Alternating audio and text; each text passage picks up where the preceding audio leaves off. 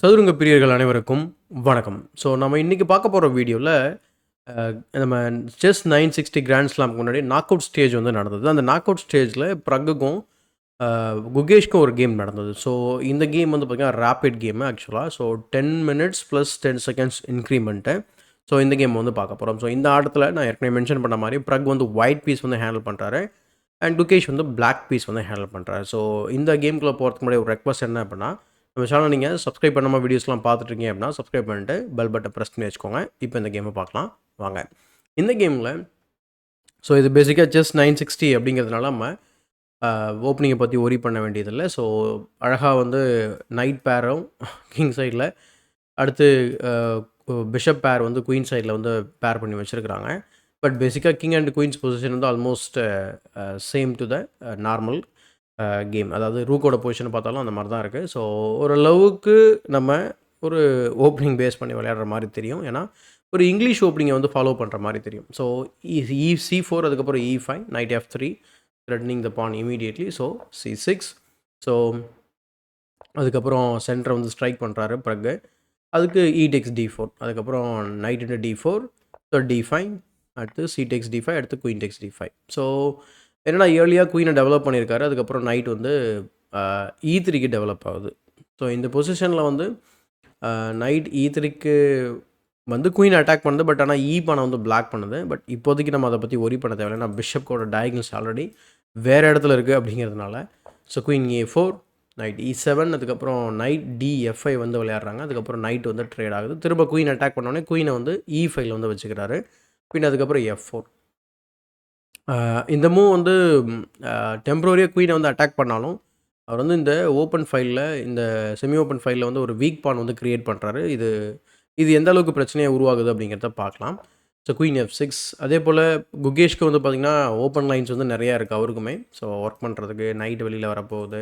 So நல்ல ஒரு open position, ஈஸியான பொசிஷனும் கூட. So E4. ஸோ 2 பானை வந்து சென்ட்ரல் நிறுத்துறாரு. பின் அதுக்கப்புறம் bishop tax F5 and then இந்த மாதிரி ஒரு டபுள் பான் ஸ்ட்ரக்சர் கிடைக்குது. ஸோ அதனால தான் வந்து இந்த பொசிஷன் வந்து பார்த்திங்கன்னா ஃப்ரம் த பிகினிங் ஒயிட்டுக்கு வந்து பார்த்திங்கன்னா கொஞ்சம் problem because of this doubled pawn. So knight D7, அதுக்கப்புறம் குயின் E4 செக்கு, கிங் வந்து D8 போய்ட்றாங்க. ஏன்னா கேஸ்லிங் இனிமேல் பண்ண முடியாது. பேசிக்காக நம்ம கேஸ்லிங் பண்ணோம் அப்படின்னா ரூக் வந்து நம்ம நேச்சுரல் கேஸ்லிங் மாதிரியே, அதாவது நம்ம நார்மல் கேமில் கேஸ்ல் பண்ணுற மாதிரியே இருந்திருக்கும். பட் இங்கே அவர் அந்த பலனை வந்து அனுபவிக்கிறாரு. ஸோ கேஸ்ல் வந்து இவருக்கு வந்து போக வச்சுட்டு அவர் கேன்சல் பண்ணிடுறாரு. அதுக்கப்புறம் bishop D6, bishop C2. Idea என்னென்னா கிங் C7 வந்துட்டு ஆர்டிஃபிஷியலாக கேன்சல் பண்ண பார்க்குறாரு. ஸோ கிங் C7, அதுக்கப்புறம் குயின் F3. ஏன்னா ரூக் D1 இல்லை ரூக் D1 வந்து பார்த்திங்கனாக்கா E1 E8 வர்றதுக்கு வாய்ப்பு இருக்குது குயின் அட்டாக் பண்ண. ஸோ அதனால் குயினை ப்ரொஃப்ளாக்டிக்காக மூவ் பண்ணிக்கிறாரு. ரூக் E8, பின் அதுக்கப்புறம் king H1, night B6, rook B1, பின் அதுக்கப்புறம் knight to D5. So knight to D5க்கு பிஷப் டு D2 வந்து டெவலப் பண்ணுறாரு. பிஷப் D2க்கு அப்புறம் ரூக் D8 பார்க்குறோம். இந்த பொசிஷனில் என்னென்னா நம்மக்கிட்ட பிஷப் பேர் இல்லை. அதனால் கம்ப்யூட்டர் வந்து பிஷப் B4 வச்சு பிஷப்பை ட்ரேட் பண்ணு அப்படிங்கிற மாதிரி சொல்லுது. அப்படியே ட்ரேட் பண்ணதுக்கப்புறம் இங்கே ஒரு சில டாக்டிக்கல் ஐடியாஸ்லாம் இருக்குது இந்த நைட்டை வச்சு. எக்ஸாம்பிளுக்கு பிஷப் வந்து அட்டாக்ல இருக்குது. பிஷப்பை மூவ் பண்ணோம் அப்படின்னா இந்த பான் வந்து வீக் பான். நீங்கள் டேரெக்டாக அதை வந்து வெட்டுறதுனாலும் வெட்டலாம். அதுக்கப்புறம் குயின் C3 வந்து நம்ம வர மாதிரி இருக்கும். அதுக்கப்புறம் நைட்டை மூவ் பண்ணுவீங்க, கேம் கோஸ் ஆன். ஆனால் இந்த நிலையில் நம்ம வந்து ரூக்கை கூட ஆக்டிவேட் பண்ணலாம். So final piece and then என்ன சொல்கிறது, கிங் டு B8 வந்து போட்டுடலாம். இங்கே நம்ம கொஞ்சம் அவசரப்பட்டு இந்த நைட்டு இரிட்டேட் பண்ணுதேன்னு சொல்லி நீங்கள் A3 ஆனீங்க அப்படின்னா it's a mistake because rook D3 wins the game.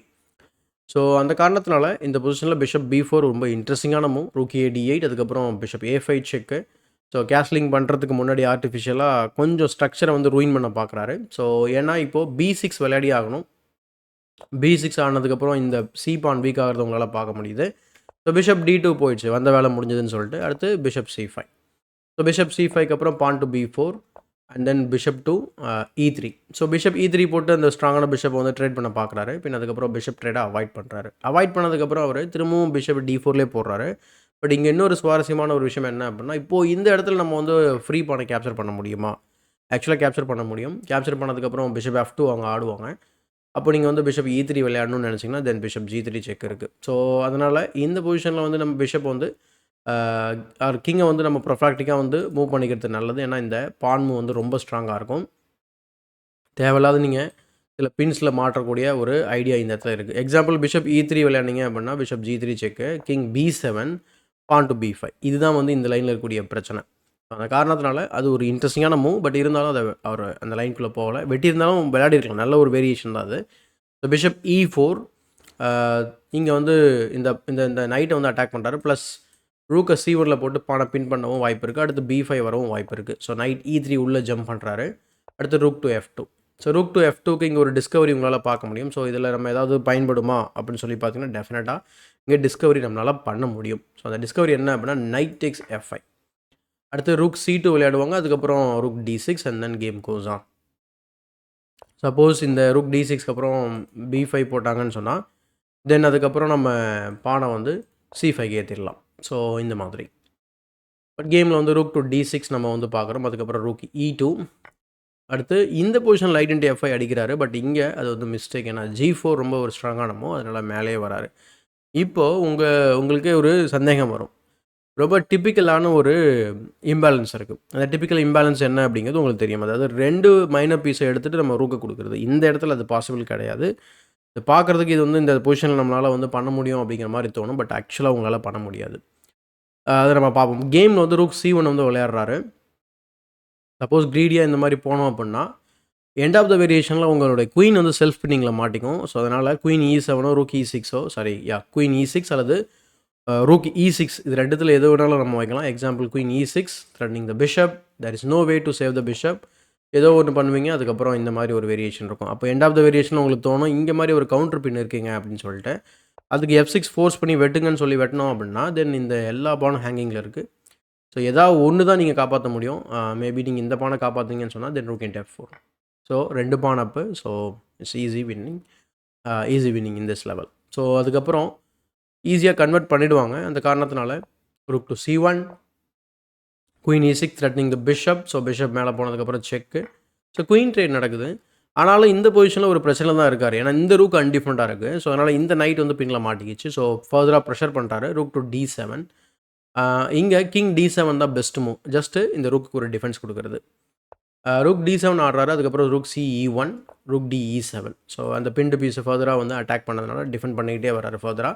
So bishop into E3. இங்கே பிஷப் இன்ட்டு E3 தான் வந்து ஒயிட்டுக்கு ஃபேவர் என்ன சொல்கிறது பிளாக்குக்கு ஃபேவர் பண்ண மூவ் மாதிரி ஆகிடுது. ஏன்னா இந்த பொசிஷனில் வந்து அவர் என்ன ட்ரை பண்ணியிருக்கலாம் அப்படின்னு கேட்டிங்கன்னா ரூக் டு C1. ஐடியா என்ன அப்படின்னா just threatening to play pawn to B5. இந்த பான்ஸ் எல்லாம் டாஸ்கோவில் ஃபிக்ஸ் பண்ணுறதுக்கான ஒரு முயற்சி, வேறு ஒன்றும் கிடையாது. அதுக்கப்புறம் ஃபர்தராக வந்து இந்த பானை அட்வான்ஸ் பண்ணி இந்த ஸ்ட்ரக்சரை வந்து ரூயின் பண்ண ஒரு வாய்ப்பு இருக்குது. பட் கேமில் பிஷப் இன்ட்டு E3 அடிக்கிறதுனால இதில் என்ன ஆகுது அப்படின்னா ரூக்கெல்லாம் ட்ரேட் ஆடுது. ட்ரேட் ஆனதுக்கப்புறம் பார்த்தா ஒரு பான் வந்து அப்பில் இருக்கார். ஆப்போசிட் கலர் பிஷப் பெண்டிங் இருந்தாலும் அவர் வந்து போய் இந்த பிஷப் இன்ட்டு H7 இது வந்து நம்ம ஃபிஷர் வந்து ஒரு பானை வந்து வெட்டிட்டு பிஷப்பை ட்ராப் பண்ணுவோம் இல்லையா வேர்ல்டு சாம்பியன்ஷிப்பில், அந்த கேம் தான் நினைவுபடுத்துது. ஏன்னா இந்த இடத்துல ஆக்சுவலாக பிஷப் வந்து ட்ராப் ஆக போகுது. பிஷப் இன்ட்டு F4 அடிக்கிறாரு. இன்னமும் அந்த ஒரு பான் அப்பில் தான் இருக்கார். 2 பக்கமும் மெஜாரிட்டி இருக்குது. ரொம்ப டஃப்பு. ஆப்போசிட் கலர் பிஷப்பாக இருந்தாலும் கொஞ்சம் கேர்ஃபுல்லாக தான் விளையாட வேண்டியிருக்கு white. So porn to B5 just அந்த பானை ஃபிக்ஸ் பண்ணுறாரு. பண்ணதுக்கப்புறம் பிஷப் டு D2. இங்கே கிங் வந்து ரொம்ப தொலைவாக இருக்குது. நீங்கள் G6 போட்டு பிஷப்பை ட்ராப் பண்ணாலும் இமீடியட்டாக நீங்கள் அதை அட்வான்டேஜ் எடுத்துக்க முடியாது. ஸோ அவர் வந்து H4 கொண்டு வராரு. Bishop to D2. அதே போல் உங்களால் டைம் ப்ரெஷர் இருக்கிறதையும் உங்களால் பார்க்க முடியும். அதுக்கப்புறம் கிங் ஆக்டிவேட் பண்ணுறாரு. பிஷப் டு G8 போயிட்டு ரொம்ப க்ரீடியாக அந்த பானை வெட்ட பார்க்குறாரு.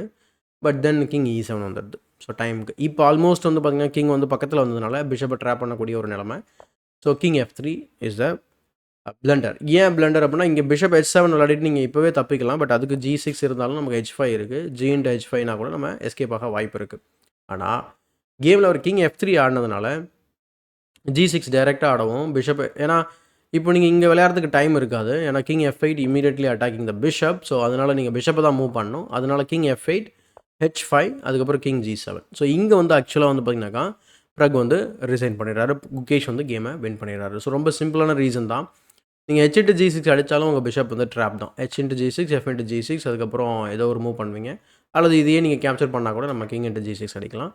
அதுக்கப்புறம் உங்கள்கிட்ட ஒரு பீஸ் எக்ஸ்ட்ரா இருக்குது. ஈஸியாக கேமை கன்வெர்ட் பண்ணிடலாம். ஸோ பிரக்குக்கும் குகேஷ்க்கும் நடந்த நாக் அவுட் ஸ்டேஜில் நடந்த கேமில் பிரக் வந்து பார்த்திங்கன்னா லாஸ் பண்ணிட்டார். குகேஷ் வந்து வின் பண்ணிட்டார். அண்டு நம்ம ரிசல்ட்ஸ் பேஜ் எடுத்து பார்த்தோம் அப்படின்னு சொன்னாக்கா நெப்போம்னியாஷி வந்து பார்த்திங்கன்னா அந்த ஸ்டேஜில் வந்து அவர் தான் வந்து top player. So first prize first place but நம்ம இந்தியன் பிளேயர்ஸ் வந்து பார்த்திங்கன்னா, இந்த ஃபார்மேட்டில அந்த அளவுக்கு நம்ம சொல்லிக்கிற அளவுக்கு இன்னும் பெர்ஃபார்மன்ஸ் வந்து வரல அப்படின்னு தான் சொல்லணும். ஸோ இந்த கேம் ஆர் இந்த ஃபார்மேட் தான் வந்து ஃபியூச்சர் ஆஃப் செஸ் அப்படின்னு சொல்லிட்டு இருக்காங்க. ஸோ இத பத்தி நீங்க என்ன நினைக்கிறீங்க அப்படிங்கிறத கமெண்ட் செக்ஷன்ல பதிவு பண்ணுங்க. இந்த வீடியோ புடிச்சிருந்தா லைக் பண்ணுங்க. மறக்காம மத்தவங்களுக்கு ஷேர் பண்ணுங்க. தமிழ் செஸ் சேனலை சப்ஸ்கிரைப் பண்ணல அப்படின்னா சப்ஸ்கிரைப் பண்ணிட்டு பெல் பட்டனை பிரஸ் பண்ணி வச்சுக்கோங்க. இதே போல ஒரு பயனுள்ள வீடியோவுடன் உங்களை சந்திக்கும் வரை உங்களிடம் இந்த விடைபெறுவது உங்கள் சதுரங்க சாணக்கியன்.